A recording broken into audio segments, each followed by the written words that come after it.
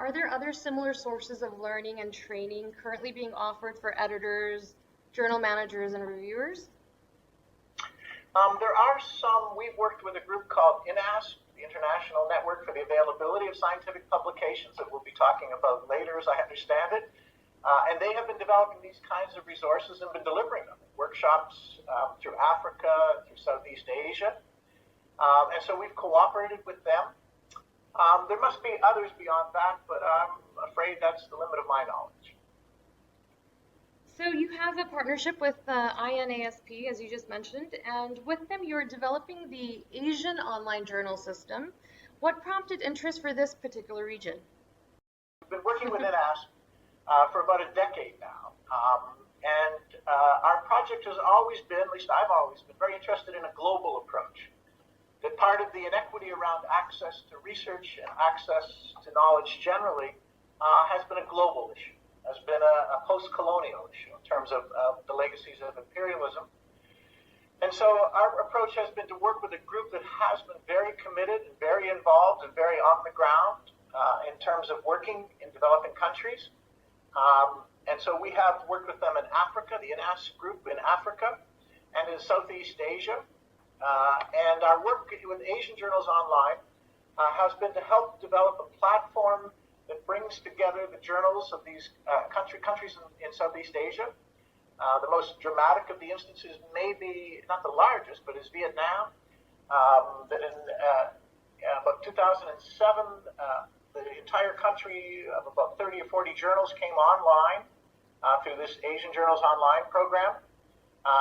And they went from no access in terms of their research to complete access online and been publishing online ever since. And so the idea for us was to build an infrastructure that would allow indexing, that would allow the journals published in Southeast Asia to show up in Google Scholar, for example, and to be part of a global knowledge exchange. Countries like Nepal, that we don't normally think of as research centers, must have 100 journals underway. And they are now being indexed, as I say. They are publishing in a peer-reviewed format, and their articles are on a platform very similar to any of the other systems being used around the world. Well, no, so the question is, PKP's open journal systems are being used across the world. Have you been happy with the results so far? Let me give you a sense of that. We have about 6,000 journals using open journal systems, OJS. These 6,000 journals are, half of those journals are in developing countries. We have remarkable take-up in Brazil, for example. We might have 2,000 of those 6,000 journals are in Brazil. They have translated, these various countries have translated OJS into 25 languages. And so it's in Vietnamese, it is in Portuguese. So I have been, yes, greatly impressed and delighted by the take-up. We have an online forum in Spanish and Portuguese where people are discussing the system. We are not the publishers of these journals. We just provide one piece of the puzzle. These are very strong and active groups of people, researchers, who are publishing them, but we are thrilled to be able to contribute in a small way with the tools that we build. And this brings me to my last question. Recently, you gave a talk at the conference Open Science to Meet Future Challenges in Poland. It was a forum for what the conference organizers described as a vigorous debate on the meaning of openness for the future of science. And it took into consideration all key stakeholders such as researchers, universities, funders, entrepreneurs, publishers, taxpayers. You also served on the panel discussion and closing remarks. What have you come away with as being the challenges of the open movement, and who stands to lose in order to make this work? Let me start with the challenges. There is a concern from a number of quarters. Faculty members are worried that we're going to lose the quality with open access, the quality of research, the quality of review. And I think that idea is still present among faculty members, a conservative group, and they're rightly conservative. We have a lot to protect, and we shouldn't be reckless in our changes.